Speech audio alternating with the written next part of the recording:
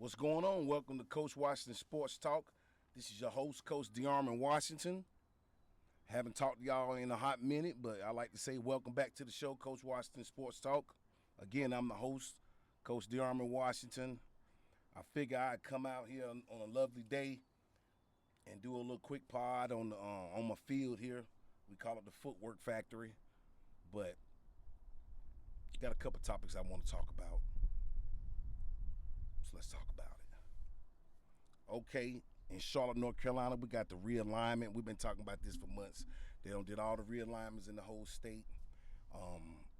Now we're a 8A through 1A division in North Carolina. That's pretty cool. So we got all the realignments. I'm not really going to go into that. Some people are not happy, but you can't please everybody about the realignments. You can't please everybody.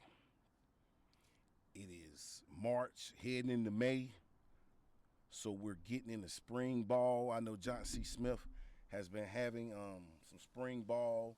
My man Reggie Daniels, I heard has been down there killing it in spring ball, having a wonderful spring ball. He's a true freshman, but he'll be a rising sophomore next year, looking to take the field and help lead the Bulls to a great season. I heard he's getting off and having a wonderful spring ball. Heard he looks fast. That weight room Flowers has him in. I heard that weight room is looking good. His dad is really happy with his progress. So, that's going on. Then my man Adrian Jones has taken over Elizabeth City. He's the new coach down there at Elizabeth City. My man Sean Gibbs is back up in North Carolina. He is the new coach at North Carolina A&T. Trey Oliver still is at North Carolina Central. So we have some people who have moved around and taken over programs, and the MEAC is going to be nice. We have who took over? Mike Vick is in Norfolk. I think I can't forget his name. I forget the coach's name. He's taking over Delaware State. Forgive me, but we have some nice changes going on in the MEAC. The MEAC is going to be strong, so we should, again, with South Carolina winning that Celebration Bowl championship, the MEAC will be strong again. I think Central is going to have another good year. I think Gibbs, he got his old crew back together. He got Courtney Cord down there at A&T. Courtney Cord's back at A&T now, so I think Gibbs has his guys, and they're going to get A&T back on the map. I hate to say that. I really hate to say that because I'm an Eagle through and through, but Gibbs is my guy, and I know Gibbs is going to get it done. He had Fort Valley looking great, and I know he's going to bring the T back. I hate to say that, but it's the truth. I talked to Trey Oliver. He said he has a nice coaching staff he's put together. He think he has an all-star staff. He said he's only lost 11 seniors to graduation or whatever. He's only lost 11 seniors. He's bringing back everyone. So I think North Carolina Central is going to be solid. John C. Smith, I think they're going to be solid again. Flowers had an amazing year. Only at the end, they kind of sputtered at the end. I don't know what happened, but those last two games kind of cost them big. But I know they'll rebound. It's a learning lesson. I know they'll rebound, so look for John C. Smith to be in the CIAA. Jones is down there at Elizabeth City. I think Adrian Jones will be good because that's a state-supported school. He took a lot of guys with him from Shaw down to Elizabeth City, and it's a state school. So in it being a state school, you don't too much. The tuition is not that high. You don't have to deal with the high tuition. Forgive me here. You don't have to deal with the high tuition, so you don't have a problem getting your players money and their bill being that high. So, that's a good thing too.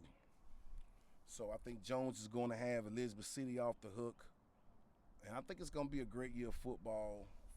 We had Ferg on the line sports last night. We talked to Coach Ferg.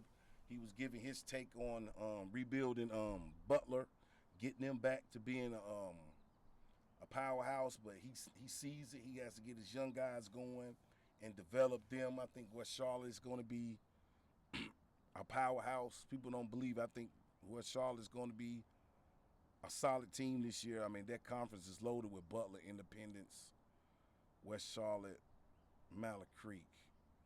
That is a loaded conference. I think Independence on the rebound. I don't know who's quarterbacking over there.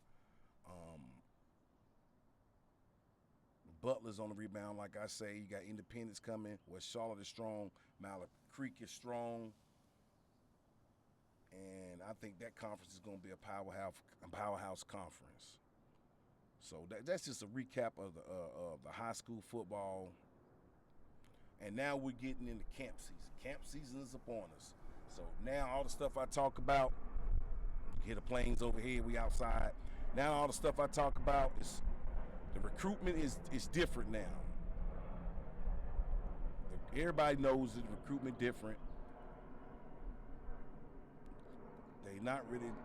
They're looking at high school kids. I can't say they're going to fade away from looking at high school kids. But with high school kids now, you got to do a little bit more work. You got to put yourself out there, your exposure. If you can, get on the field fast as possible, man. And I think that's going to start with middle school. Doing a little bit more developing in middle school. Some kids are still coming into their body. I know that. They're growing. But I think now, I was against it, but getting kids like strength training.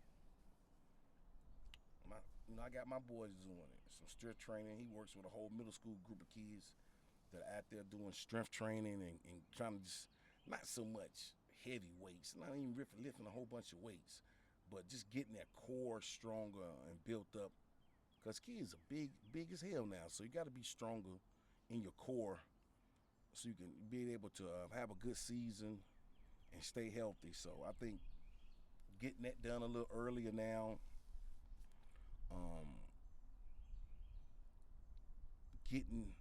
I don't want to, at that young age, kids can play everything. So I don't want to narrow a kid into one position, but get some type of training. Work with somebody. Even if it's a 7-on-7, work with somebody to develop your skill set so you can be a little bit more polished than the next guy. And that's going to be the case this upcoming year. Which guys are getting out there and get polished. So I think getting that early development now is going to be a must. Because if you're trying to go big Division I, D1s are recruiting 2 years out. My son is a 20-30 kid. So they're looking at the 20-30 kids, recruiting those kids his sophomore and junior year. So what is that? 29 and 28. They looking at those kids in 29 and 20, 28 and 29. So your sophomore and junior year. So I think you have to be on that field, varsity field, making plays. At least your 10th grade year, getting your name out there, making your plays. 11th grade year, you have to be really, we're talking about going high tier here. Your 11th grade year, you really have to be doing your thing. Doing your thing your 11th grade year. And then your senior year is what it is. I got a kid, man, in Durham. His dad has been putting this work in since he's been B-Wash age. Then Ian Powell, I think he's going to have a great year at Jordan High School. Everything is set up for him. He just need to come out and walk the dog on that offensive line, be a dog out there, get to it, and he has all the metrics to go D1, him and some other kids. So a lot of you kids out there have the metrics to go D1. You've done everything right. You got on varsity, your 9th and 10th grade year and got to play. Now your 11th grade year is coming up. You just have to finish the deal. Get aggressive. Be more aggressive. I can't preach that enough. Be more aggressive, man. Don't hold back. Be aggressive. And I think that's the new wave for kids getting recruited. Your junior year is your big year. Some people say your senior year. But nah, it has to be that junior year, especially if you're trying to go high tier. You have to be showing signs of sophomore year. Okay, we see that guy. He's playing varsity young. Then your junior year, you hit. And I think that is the case because your senior year, you just going to stay consistent, and you out of here. You already had the offer. So, the recruitment thing is difficult. I heard a coach say that FCS and D2s are going to be the new JUCOs. He said they're going to be the new JUCOs because you're going to recruit kids if they play well. Guess what? The bigger groups, the higher groups are going to come calling. The FBS schools are going to come calling. So you might have a kid a year or two, and then they're gone. But I don't have a problem with that, man. If you know what's going on, that's the new wave. Because not all kids are going to leave your program like that. It's still a good group of kids who just want to come to school, play ball, and get a good education. It's a lot of kids out there like that. Every kid's not chasing the bag. If the bag so happen to come along, they'll take the bag. But it's a lot of kids out there that just want to go to school, get their education, and graduate. Play ball and graduate. But opportunity come through, they'll take it. But if not, they're going to play ball. There's still some solid grade A old school kids out there. But I think he was right in saying that the FCSs and the D2s will be like the new JUCO. I can understand that. I can see it. But it's how you deal with it. Some are going to come, some are going to stay, some are going to go. I mean, that's just the business now how it is. Some going and some staying. So if you can coach around that and learn how to coach within those parameters, I think you'll be pretty good. So with that recruitment, and that's going for all sports, man, not just football, basketball too, man. And I hear a lot of parents say that their kids got it, but they just missing that dog, that little bit of dog. And to you kids out there, man, you gotta be that dog, bro. You gotta bring some extra oomph to your physicality. An extra oomph to your swag, man. You gotta bring some extra oomph, especially on that football field, man. Be smart and be aggressive. Everybody like aggressive players. They don't want offensive linemen that's laid back, cool. They'll take that off the field. But when that whistle blow, they want some dogs, man. They don't want to hear nothing about I don't want to hurt nobody. Nah, I'm gonna put my hands on somebody, take them to that second level, pancake, or take them to that second level. That's what the coaches want to see. And a lot of kids, you got to stop holding back. Like in basketball, I see it in basketball a lot. A lot of good guards, but they want to play the old school way. Distribute the rock and just be a distributor. There's nothing wrong with that. A lot of people are looking for that. And some kids, they don't want to score. I think you need to be more aggressive and score the damn ball. If you got it in your hand, score the ball. Stop, you want to get your teammates involved. I seen a lot in offense. A lot in basketball. These kids, these guards, they don't want to score points. They get everything going, and some coaches looking for that. But at the end of the day, you got to score some points, man. Then you got other kids that can play, but they defer to have the ball in your hand. You need to be more ball dominant. Get the ball in your hand and make the magic happen, man. I see it a lot. Passive aggressive kids. Nobody wants to recruit a passive aggressive kid. People are looking for aggressive dogs out here. Get to it dogs, man. That's what people are looking for nowadays in recruitment. Hell, I'm looking for it in middle school. Kids want to go out here and just put their hands on somebody and drive them and make a good tackle. I don't need no hitters. I just need good tacklers. So that's what's going on in the world of recruitment, man. Get to it, bro. Don't hold back. Get up, do the extra work. If you're not doing any extra work, you're going to be out the game so quick.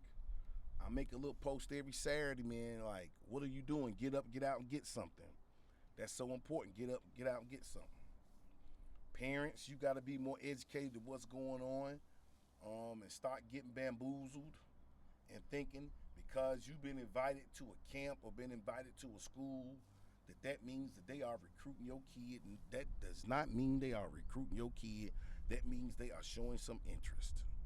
That is not a recruiting visit, because they say, hey, come to camp. Hey, we're going to invite you to the games. They have invited 100, 300 kids to them games. That does not mean that they are actively recruiting your kid. And when your kid get offered, because offers hardly don't mean anything nowadays. So when your kid get an offer, I still will post that. But an offer now is saying, hey, I like you. That's all. It's just saying, hey, I like you. Take this. Because if you go to 24/7 and talk to some people, these coaches. I talked to a coach during the college. What was that? We was at the college conference, big football conference, and he said they will offer 400 kids for only like 15 scholarships. He said he has to do that because if he doesn't offer that many keep people, he won't probably have enough kids to take the offers, because he's still competing. He was in the Midwest. I forgot what D2 it was, but that's all they do is take transfer kids. That's their whole model. He said they have it, they have it down packed how they do it. With pulling kids off the internet, what they're looking for, the metrics and everything, and then they get the recruiting. But he said they're offering like 300-400 scholarships for like 15 positions. So a scholarship used to mean a lot, and it still does, to say, hey, we offered you. But just know, if they say, hey, we offered you, that offer might not be the old offer of olden days. It might be say, hey, we like you, because they may have offered some other kids. I know they offer some other kids. So you got to be smart with that, parents, and know when they're putting these offers out here, it's good, because they're saying they like you. They're not telling everybody they like them, but they like you and they feel you can play on their level. So they're going to keep up with you, and you need to keep up with them, stay in contact with them, and keep pushing yourself to be a better player on the field and off the field. Keep your grades high, and you'll get something. But you can't do the old school thing, holding on to offers, because nowadays these offers don't mean nothing. You running around here don't got 30 offers, and you ain't committed to one school. Signing day comes. Hell, I think they don't got rid of signing day.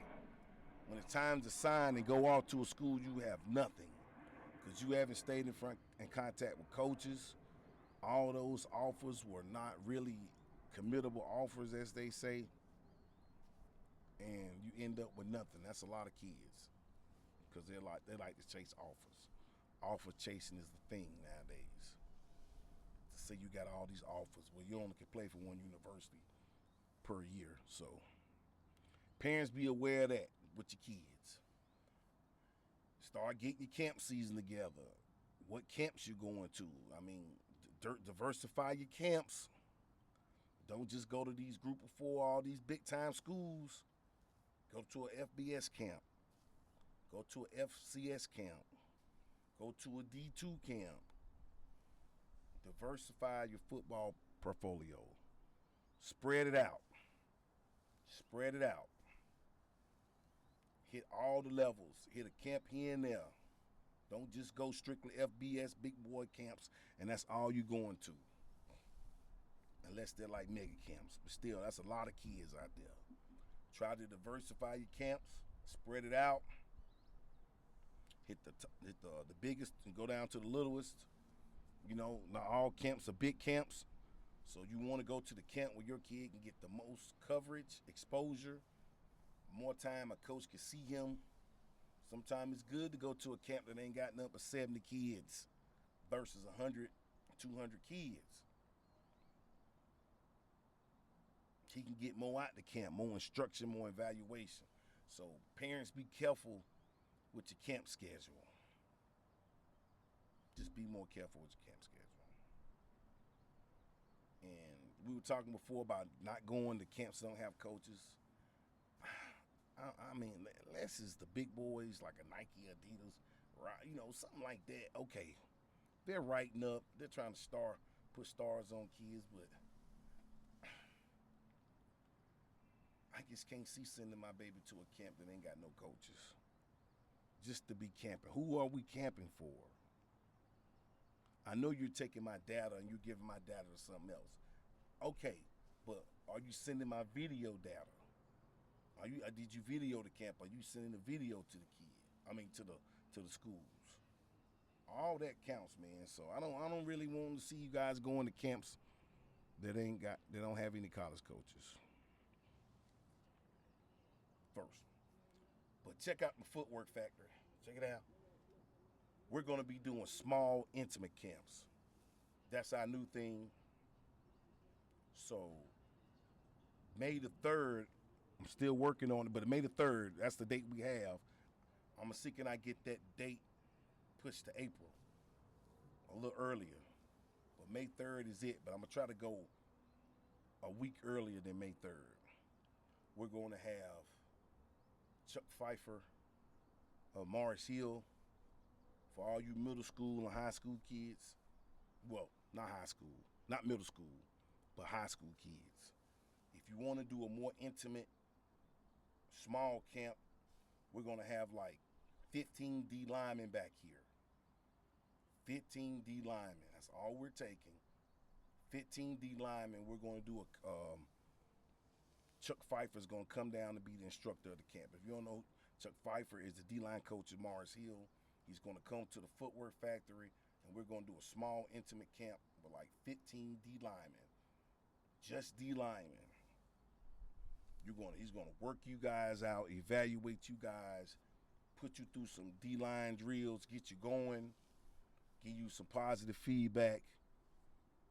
You know me, I'm going to have other coaches here watching, but he's going to instruct that camp May 3rd at the footwork factory, man.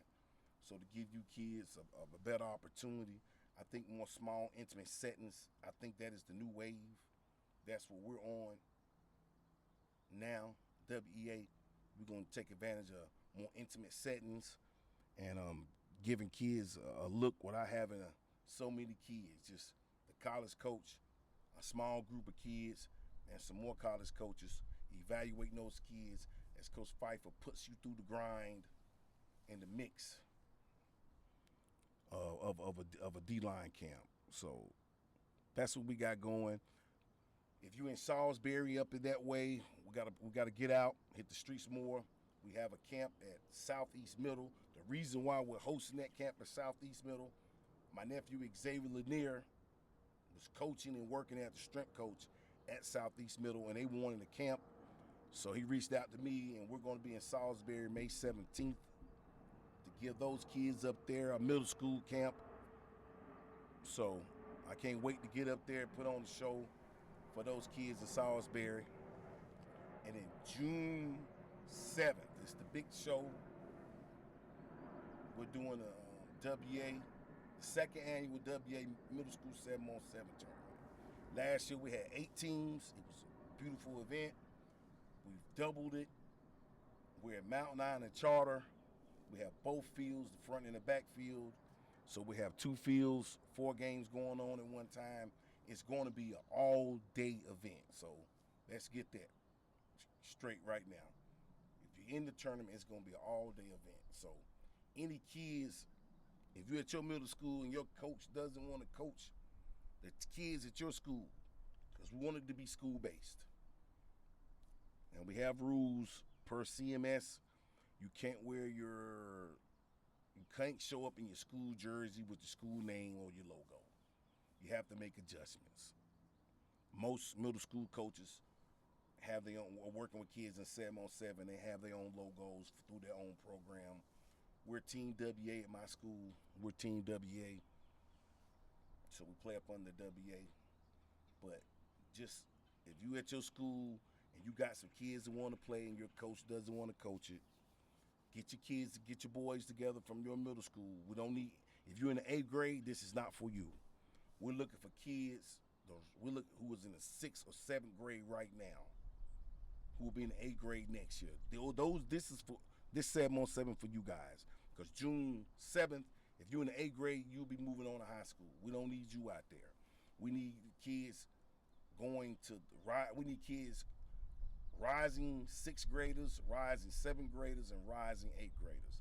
What I mean, if you in the 5th, 6th, or 7th grade, you need to be building a middle. You need to be building a team and getting in the middle school tournament. If your coach won't coach it, reach out to one of your youth coaches. If they won't coach it, get a dad or uncle to help put your team together. The entry fee is $150. That's a great fee. That's a great fee. We're going to give away a lovely trophy and awards for the kids who participate in the middle school 7-on-7 last year. Ridge Road won it last year. They beat JMA, and they won the 7-on-7. So they will be the returning champs. So Sedgefield, we did pretty decent. You know, Team WEA, we did pretty decent. But this year we're coming to win our own tournament.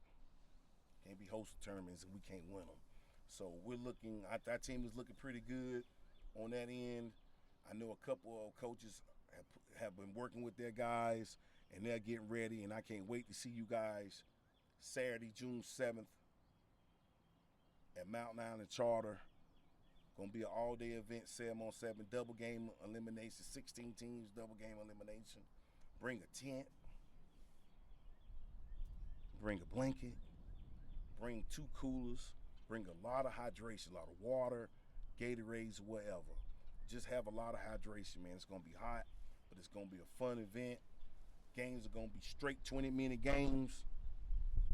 We're getting to it. Double game elimination, straight 20-minute games. So that's what we have going on June 7th. And then sometime in the summer before school starts, early August, we'll do the WA middle school. We'll do the WA middle school camp. You know, we did it last year in May. They have another middle school camp going on in May 4th. So we don't want to get in anyone's way. So we got Southeast Middle School, WA Middle School Camp, May 17th, June 7th, the WA Middle School 7-on-7 tournament, and then sometime in end of July or early August, we'll do the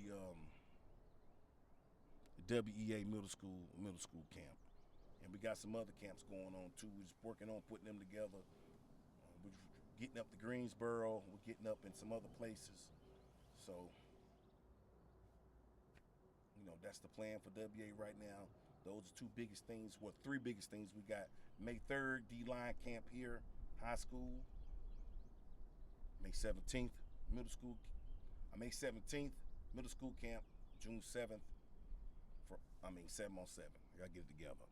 But that's what's really going on, man. It's been a interesting year for the old man, WEA, man. Things are going good for us. We got a lot of good things in the works. I just want to come out here on this lovely day and just talk about what we have going on, what we're doing, and just talk to you guys a little bit about recruitment and getting in shape and staying on top of your game and doing what you're supposed to do. Is getting hot. Parents, keep up with your kids, man. You know when it get hot in the city. I say it all the time. Man. Things get heated. Things happen, and we lose babies. We don't want to lose anybody this summer. Big shout out to Jordan High School up there in Durham. My man Donald Powell putting in that work. I hear they are building a powerhouse in Durham. I hear they are building a powerhouse at Jordan High School. I don't know what conference they're in, but I hear they are working on some things up there in Durham. I can't wait to see what's going on up there. I need to get up there and go check them out. I hear they got a lot of D1 guys on their team, and they are the team to beat in Durham. So big shout out to Jordan High School.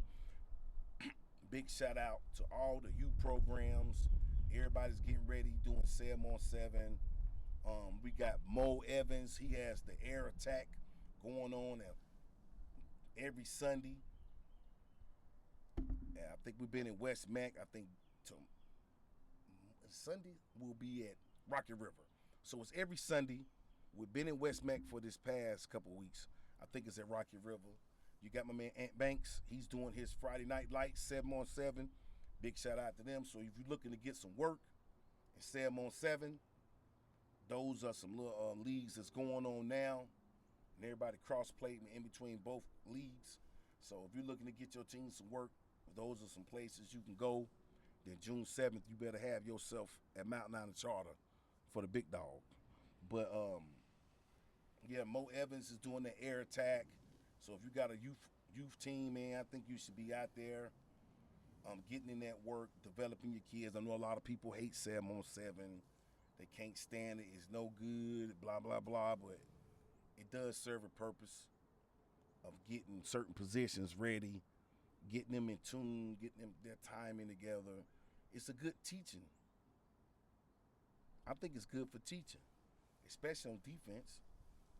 If you're coaching, if you're a DB coach, it's the perfect environment for you to coach up.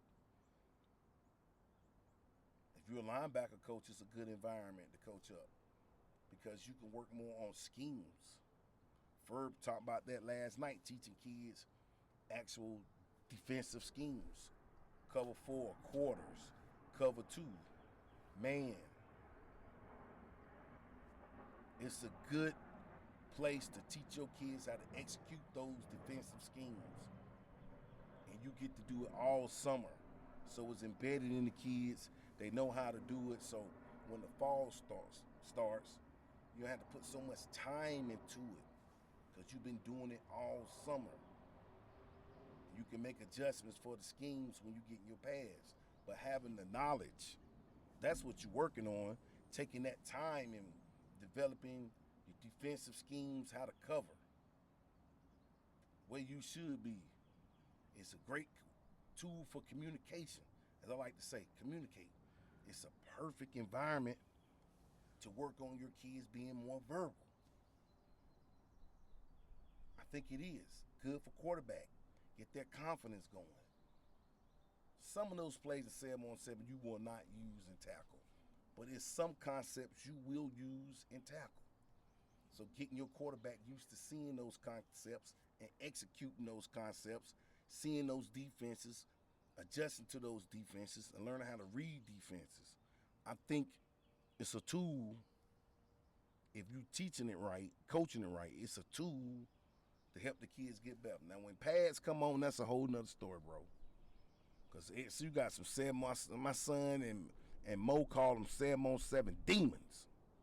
But when they get those pads on, they ain't the same kid, bro. They get them pads on,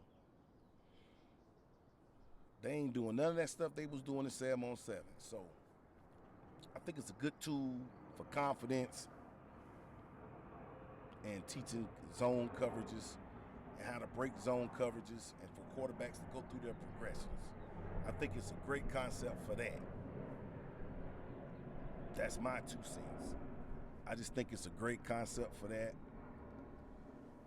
Another thing I want to talk about, man, is summertime.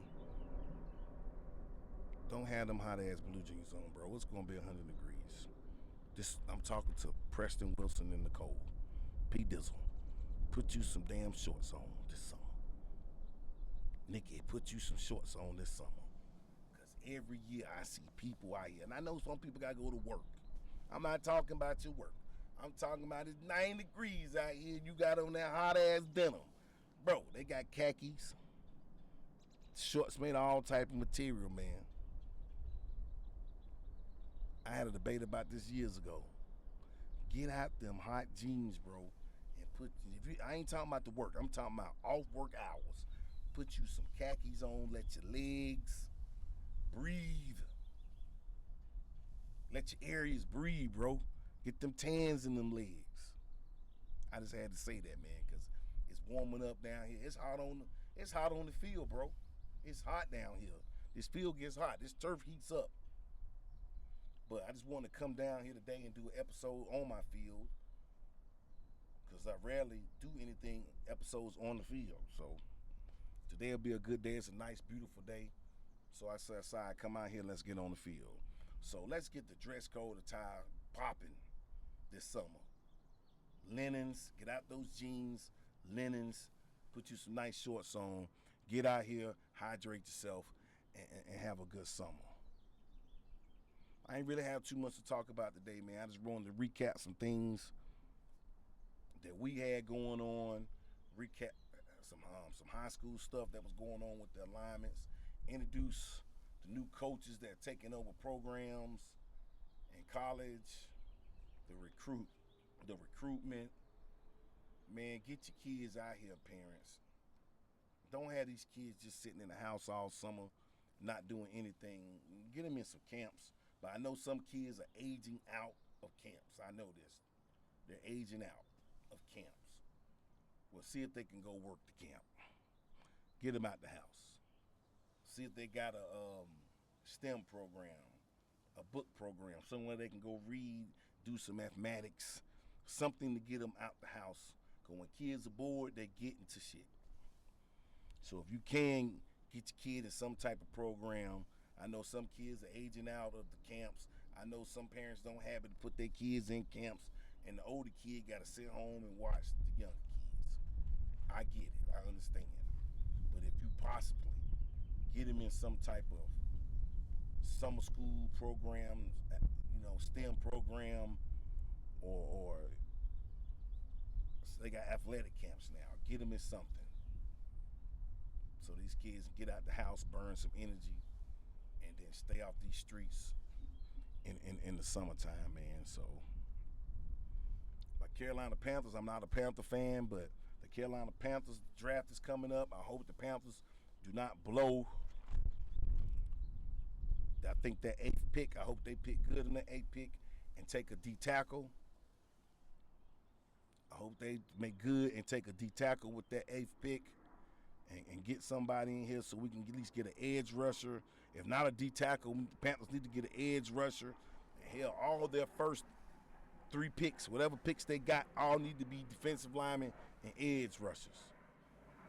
They need to build that defensive line up.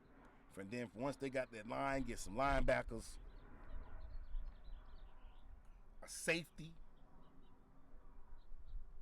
And when you're done at the end, go scout you a receiver.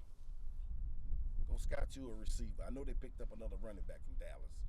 So they got the running back solidified. The 2 backs. The line looked good. You can always add another lineman. But that D line is first priority. You can pop in another offensive lineman, get you some edge rushers. After that, linebackers. That's what the Panthers need to do, man. Is step it up on defense first, get those defensive guys in place, and then get you a couple offensive guys and get it going. I didn't say this earlier in the podcast. Make sure you hit that like, subscribe, and share button, because we don't do a long podcast. I don't do a long podcast, man. I do like 30 to 40 minutes, man. Of just giving you my spiel of what's going on in the city. Shout out to all the city workers, all the heroes, as my friend Tony Worthy called them, keeping the city alive. All the guys out there moving that freight in those trucks, Greg Yeldale, Waddell, Ton, everybody who's moving the freight for us in the city, man. Shout out to you. Again, shout out to all the people keeping the city alive. Worthy, Tim Stokes, everybody out there, man, who's keeping the city clean, updated, and running properly. The people don't see behind the scenes. I know the teachers, man, are at their last wits. It's about to be April next week. School is almost over. 3rd quarter, I think, ends today. I think 3rd quarter ends today. And to all you kids in middle school and high school who still got some more time, man, if you're trying to play in the fall, you have to pass the 3rd and the 4th quarter. This is how you become eligible. So let's talk about that. If you're trying to play anything in the fall next year, 2025, it starts this third and fourth quarter. If you fail this third and fourth quarter, you're going to be ineligible. Get going. Do your work. Be eligible. If you're in middle school and you're a seventh grader, bro, if you don't do what you're supposed to do in this third and fourth quarter and just maintain a C average, you will be ineligible to play your eighth grade year. Don't be that kid who's ineligible. Don't be that young lady who's ineligible. Do your work. And for your high school kids, if you fail a class with an F, man, you need to go take it on a North Carolina virtual. You need to go to the virtual school and take the class over, because you don't need no pass or fail. You need an actual grade. If you fail a class F, you can go to the North Carolina virtual. If you need some more classes, you go to North Carolina virtual. It's going to cost you. You can take that class all summer. You won't get a pass or fail. You're going to get a real grade. And if you fail the class and you take the virtual class and you pass the virtual class with an A, they will switch out that F or whatever and replace it with an A. But guess what? You probably won't get that grade to officially the first or second week of football, because you have to complete that class all summer. Then they have to get it, send it in to your school, and that takes about a week or two. So you might not be eligible. You might not be eligible to play the first week of practice. But look into not just going to summer school, taking the North Carolina virtual classes.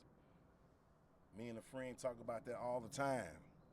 Parents don't know this. You can take that virtual class, but you have to be able to fail the class with an F. Then you can take the virtual class over. You can take that virtual class, and they will substitute your virtual grade. If you get a B, they're going to swap out the F and give you a B. And that can take your GPA up. But that's going to be all summer. You're going to do that all summer. But you do it virtually. But you can get an actual grade and not just that pass and fail that a lot of you are looking for. You're looking for that pass or fail. Stop doing that. That pass or fail and going to summer school does not replace your grade. Do what you're supposed to do in the building now, so when the summer, you don't have to worry about no summer school or taking no virtual online classes for your grades. You can go to work or get prepared for your season. So I just want to make sure you guys are updated on that, what to do for your classes. Take the virtual classes through North Carolina. Take those North Carolina virtual classes where you can actually get a real grade and not a pass-fail. A lot of people don't know that. Make sure your grades are intact and stay on top of it. I know we got track coming up. There's been track and baseball. I know Sedgefield, we're like 3-1. We didn't get to play Piedmont. They were on their 8th grade trip. We missed Whitewater because I think we was on our 8th grade trip. And then Cochran didn't have a team. So we played some games. We only have one loss. That's the Randolph. So I think our baseball team could possibly win the conference if we come back and split with Randolph. Our girls soccer team is Sedgefield. We're undefeated. Our boys are like 3-2. They lost to Randolph and Eastway. Eastway has a good soccer program, and so does Randolph. But Eastway has a good boys program. I don't know what's going on with the other schools as far as with the baseball, soccer, and track. If you have any scores or records that you would like to submit to me, man, you can send them over. Let me know what's your track record. What's your track meet record? Let me know what's your baseball team record. We'll post it. You send me some video about yourself. I talk about you. I post it. So, we just want to be up to date because there's a lot more events going on than just football and basketball. You got track, girls, boys, soccer, and you got baseball going on.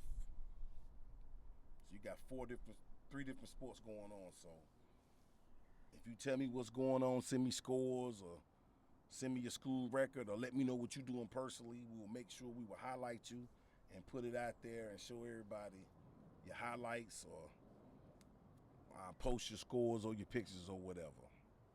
But today was like just a test run. I think this is season 2, episode 3 of Coach Washington Sports Talk, man. So let me recap some things. Parents, be more aware of what's going on with recruitment. Don't let people trick you into thinking because they're taking your kids to these games or these camps that your son is being recruited by the school. That's not truth. That's not factual. He's just an attendee. If they haven't, a coach had to say we'll offer you, has come out of his mouth and say we want to offer you, you don't have an offer. Parents, be aware of that. Be smart. You're not tricking anybody by talking about your son got all these offers and everybody know or not. He doesn't have an offer. He's been invited to a camp. That's not an offer. Going to see him, watch him play a game and getting the lanyard and being on the field. And they do that for a lot of kids. That's standard operating procedure. That's not getting the offer. Be more smart. Invest. Stop putting it on your high school coach to get you recruited. That's not part of his job anymore. When they come through the door, he can sell your son. But you and your child should be actively selling themselves. All the coaches is on X. You can go to the school site and find a coach, email and phone number, call them, email them, send them all your information, your transcripts, your huddle. He might not talk to you because it might be a time period where he cannot talk to you. But guess what? You can call and talk to him and leave messages and update your status. All right? Because they have certain time frames when they can open the door, they can come talk to parents, and when they can't talk to kids. So if he ain't calling you back, it might not be a time where he can reach out to you. But you still can send him information on X, email, and you can call him. There's no reason for a parent nowadays not get out here and self-recruit your kid. It's not that hard. Get you a standard email message that you're going to send to all the coaches. Tag in that video. Send it to all the coaches, man. It's an easy thing. It's easy. Don't get tricked. Don't get tricked out of your dollars now. Don't spend all that money and come away with nothing. Be smart about your travels this summer, what camps you're going to. And there's nothing wrong going to one of the big camps. And let's start bringing it down to a couple little camps and distributing, the exposure. And we're not talking about 4 or 5-star kids. They don't have to run around and do this. People are actively pursuing them. When you get to a certain level, 4 or 5-star, the coaches are actively pursuing the players. If you're not being actively pursued, that means you have to do a little bit more work. You have to do some pursuing yourself. Hey, check me out. Coach, look at my information. Not just my football stuff. I seen the kids, he got recruited with 0 offers. I don't know if that's true. He said his dad put together all his highlights from 7-on-7 games and one-on-ones at camps going against so-called a 3-star DB, a 4-star DB, and 5-star DBs, showing how he matched up with those kids in 7-on-7 and one-on-one, how he matched up with those kids. So it's ways to get recruited and get those offers. You have to be outside of the box, but parents, be more aware of what's going on. This is Coach Washington. Make sure you hit that like, subscribe, and share button.